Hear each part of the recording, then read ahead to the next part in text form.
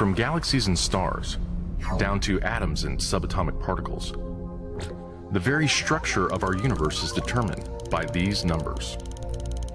These are the fundamental constants and quantities of the universe. Scientists have come to the shocking realization that each of these numbers has been carefully dialed to an astonishingly precise value, a value that falls within an exceedingly narrow, life-permitting range. If any one of these numbers were altered by even a hair's breadth, no physical, interactive life of any kind could exist anywhere. There'd be no stars, no life, no planets, no chemistry. Consider gravity, for example. The force of gravity is determined by the gravitational constant. If this constant varied by just 1 in 10 to the 60th parts, none of us would exist. To understand how exceedingly narrow this life-permitting range is, imagine a dial divided into 10 to the 60th increments. To get a handle on how many tiny points on the dial this is, compare it to the number of cells in your body, or the number of seconds that have ticked by since time began. If the gravitational constant had been out of tune by just one of these infinitesimally small increments, the universe would either have expanded and thinned out so rapidly that no stars could form and life couldn't exist, or it would have collapsed back on itself with the same result: no stars, no planets, and no life. Or consider the expansion rate of the universe. This is driven by the cosmological constant. A change in its value by a mere 1 part in 10 to the 120th parts would cause the universe to expand too rapidly or too slowly. In either case, the universe would, again, be life-prohibiting. Or another example of fine-tuning. If the mass and energy of the early universe were not evenly distributed to an incomprehensible precision of 1 part in 10 to the 10 to the 123rd, the universe would be hostile to life of any kind.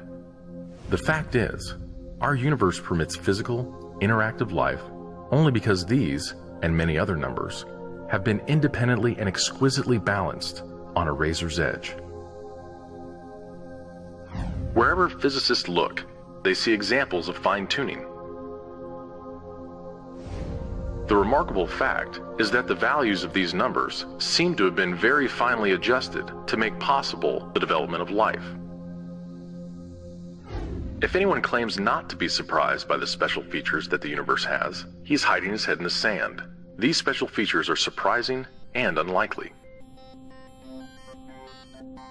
What is the best explanation for this astounding phenomenon? There are 3 live options. The fine-tuning of the universe is due to either physical necessity, chance, or design. Which of these options is the most plausible? According to this alternative, the universe must be life-permitting.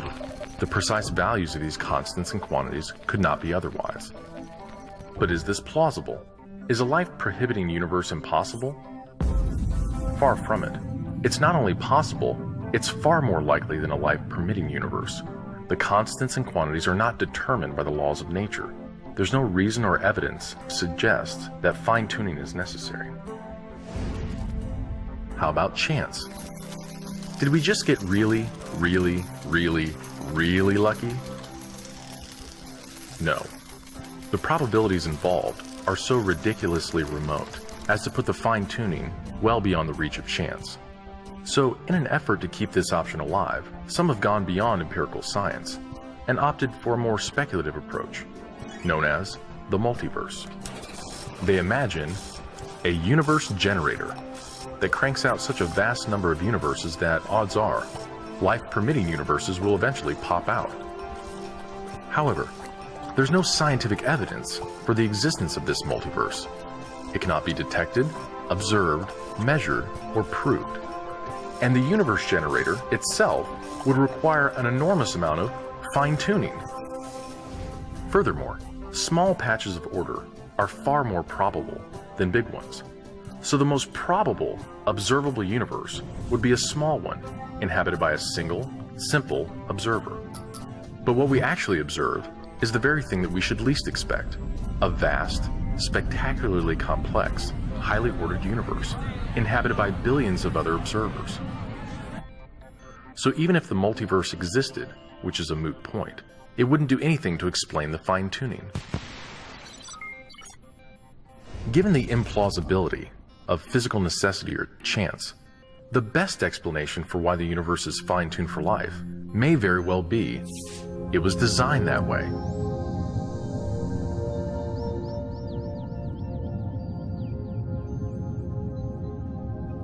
A common-sense interpretation of the facts suggests that a super-intellect monkeyed with physics, and that there are no blind forces worth speaking about in nature. The numbers one calculates from the facts seem to me so overwhelming as to put this conclusion almost beyond question. There is for me powerful evidence that there is something going on behind it all. It seems as though somebody has fine-tuned nature's numbers to make the universe. The impression of design is overwhelming. The heavens declare the glory of God. The skies proclaim the work of his hands. Day after day they pour forth speech. Night after night they reveal knowledge.